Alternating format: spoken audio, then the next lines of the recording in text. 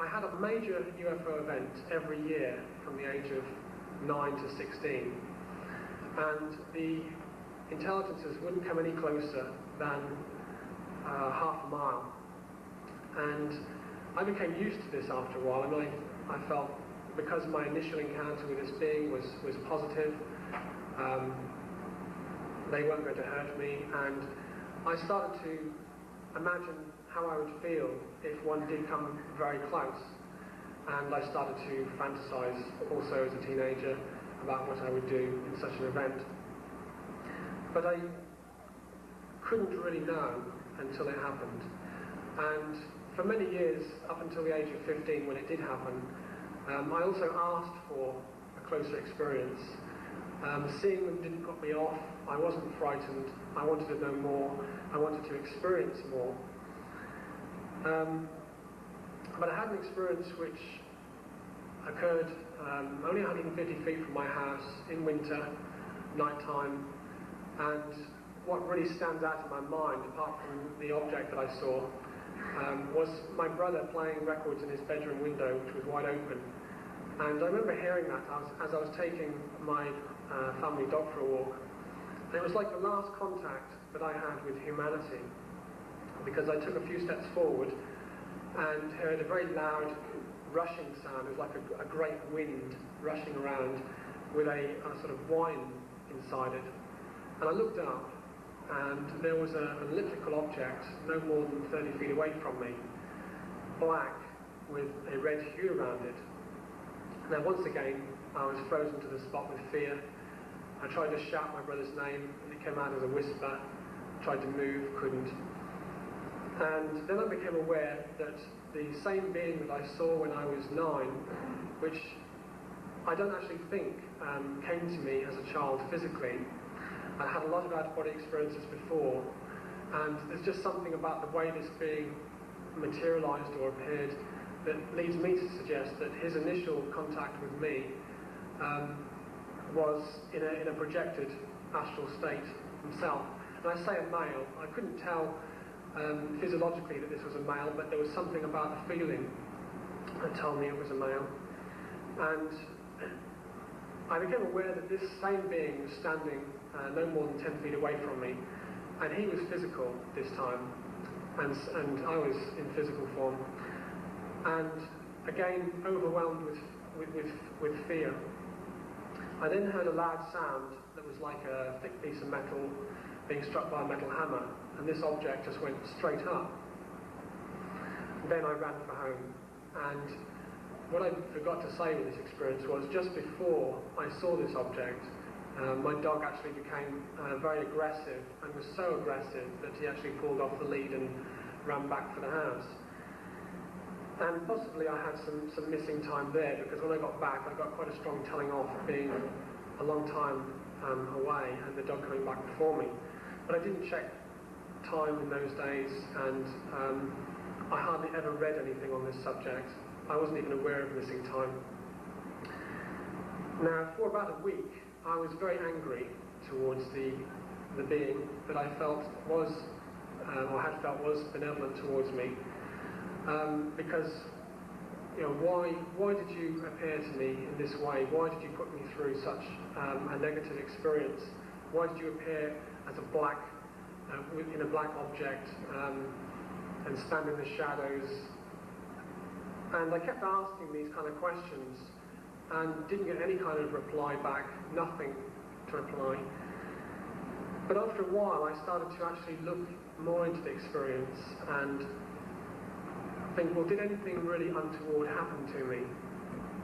Was I abducted? Did they threaten me in some way?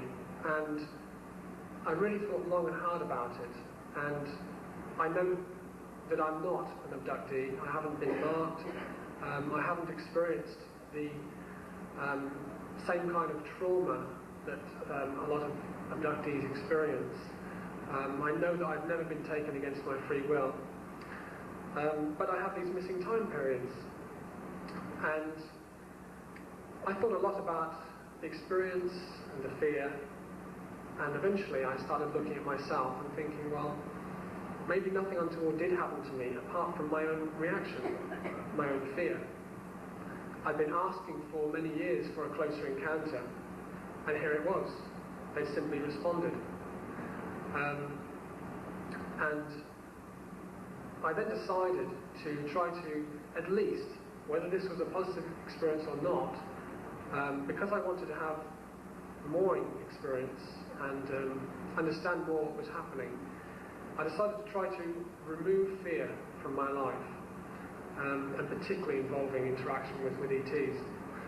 So what I did was, I took myself off to woods and forests, alone at night, miles away from anyone, and just sat in the darkness and learned to listen to all the sounds of the woods, learned to see as much as I could, to sense as much as I could, without projecting negative thoughts into the darkness and basically frightening myself.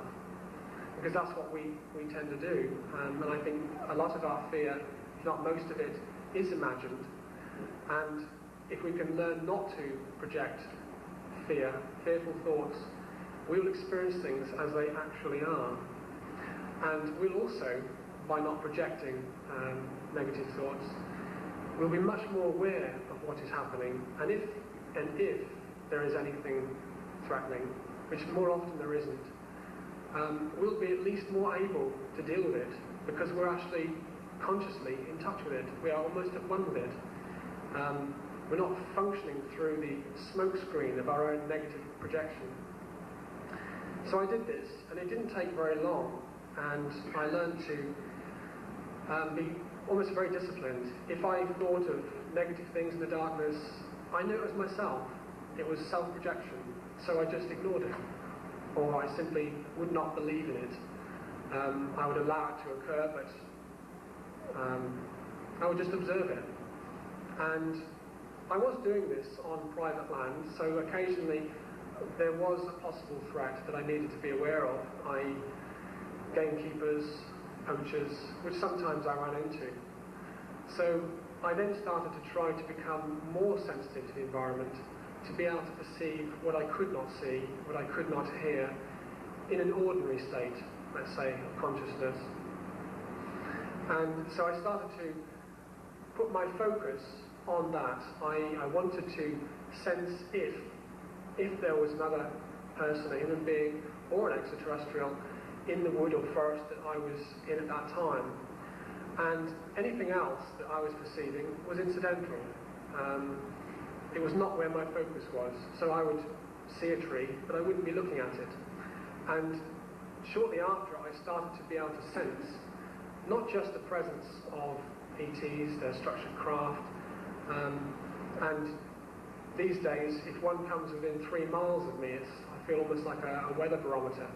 I tend to pick it up.